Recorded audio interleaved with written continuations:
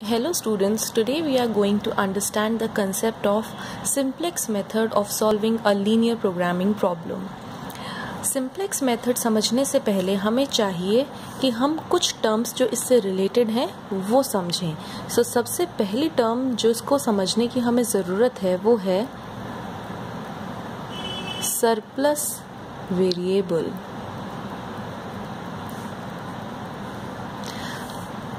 अब स्टूडेंट्स, ये surplus variable क्या होता है? जब भी आपके पास कोई इक्वेशन होती है greater than equal to type की, इनइक्वालिटी आई मस्ट से, कोई इनइक्वालिटी होती है greater than equal to type की, जैसे 2x1 + 3x2 greater than equal to 15. अगर हमें इस इनइक्वालिटी को इक्वेशन में कन्वर्ट करना है तो हमें क्या करना पड़ेगा? अब क्योंकि लेफ़्ट साइड जो है वो राइट साइड से बड़ी है और लेफ़्ट साइड वेरिएबल है, राइट साइड तो हमारी फिक्स है, वो 15 है. अगर हमें लेफ़्ट साइड को राइट साइड के इक्वल करना है तो हमें लेफ़्ट साइड में से क्या करना पड़ेगा? सपोज़ मेरी लेफ़्ट साइड 20 है, 20 इज़ ग्रेटर देन 15. अगर मुझे इससे 15 के इक्वल करना है 20 को, तो मुझे क्या करना पड़ेगा? मुझे इसमें से 5 सब्ट्रैक्ट करना पड़ेगा. इसी तरह लेफ्ट हैंड साइड की वैल्यू कुछ भी हो सकती है क्योंकि ये एक वेरिएबल है. मतलब हमें इतना पता है कि हमें इसमें से कुछ तो सब्ट्रैक्ट करना है ताकि ये इनइक्वालिटी इक्वेशन में बदल जाए. जिससे हम सब्ट्रैक्ट करते हैं उसे हम बोलते हैं सरप्लस वेरिएबल. और ये जो सरप्लस वेरिएबल है ये नॉन नेगेटिव होता है, मतलब ये या तो ज़ीरो होगा या फिर ज़ीरो से बड़ा होगा. इसी तरह आगे बढ़ते हैं. नेक्स्ट कंसेप्ट है कंसेप्ट ऑफ स्लैक वेरिएबल. अब ये स्लैक वेरिएबल क्या होता है? जब भी हमारे पास कोई लेस देन टाइप इनइक्वालिटी होती है, मान लो हमारी इनइक्वालिटी है 4x1 + 3x2 less than equal to 20.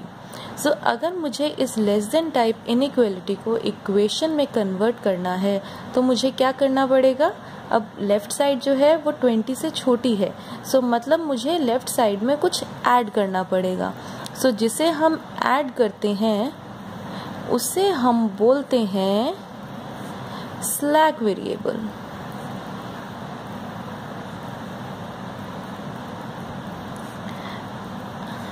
And students, ये जो स्लैक वेरिएबल है ये भी हमारा नॉन नेगेटिव वेरिएबल होता है. अब आगे बढ़ते हैं. अब जो हमारा नेक्स्ट कंसेप्ट है वो है concept of standard form of a linear programming problem. अब ये स्टैंडर्ड फॉर्म क्या होती है लीनियर प्रोग्रामिंग प्रॉब्लम की? किसी भी लीनियर प्रोग्रामिंग को अगर हम इस तरह से लिखवाएं कि उसके जितने भी कंस्ट्रेंट्स हैं या हम बोले रेस्ट्रिक्शंस हैं वो इक्वल टू टाइप में आ जाएं तो उसे हम बोलते हैं स्टैंडर्ड फॉर्म. आपको जब भी कोई लीनियर प्रोग्रामिंग गिवन होती है या तो उसमें कंस्ट्रेंट लेस देन टाइप होते हैं या ग्रेटर देन टाइप होते हैं या फिर इक्वल टू टाइप होते हैं, राइट?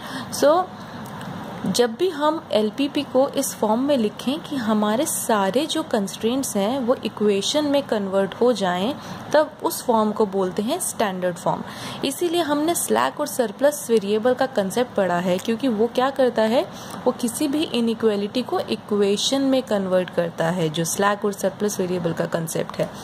मान लीजिए हमारे पास एक लीनियर प्रोग्रामिंग प्रॉब्लम है, maximize z equal to 2x1 + 3x2 subject to x1 + x2 less than equal to 10 and 2x1 - x2 greater than equal to 15, x1 and x2 greater than equal to 0. अगर मुझे इस linear programming problem की standard form लिखनी है तो मुझे क्या करना है? मुझे इन इनइक्वालिटीज़ को इक्वेशन में कन्वर्ट करना है. तो यहाँ पे किसका कंसेप्ट आएगा?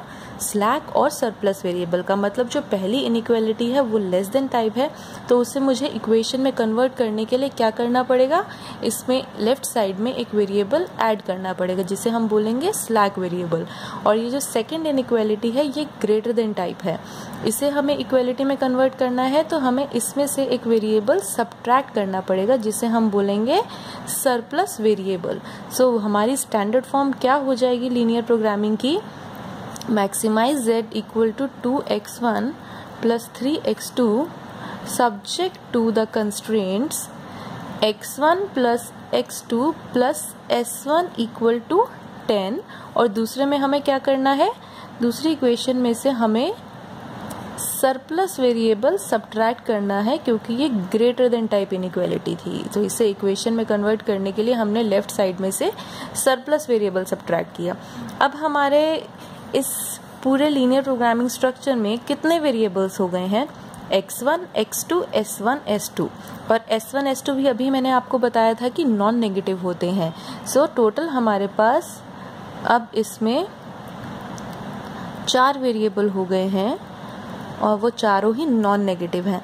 अब देखिए हमने स्लैक और सरप्लस वेरिएबल को यहाँ इंट्रोड्यूस कर दिया, दैट मीन्स कंस्ट्रेंट्स में, उन्हें हमने यहाँ नॉन नेगेटिविटी रेस्ट्रिक्शन में भी लिख दिया।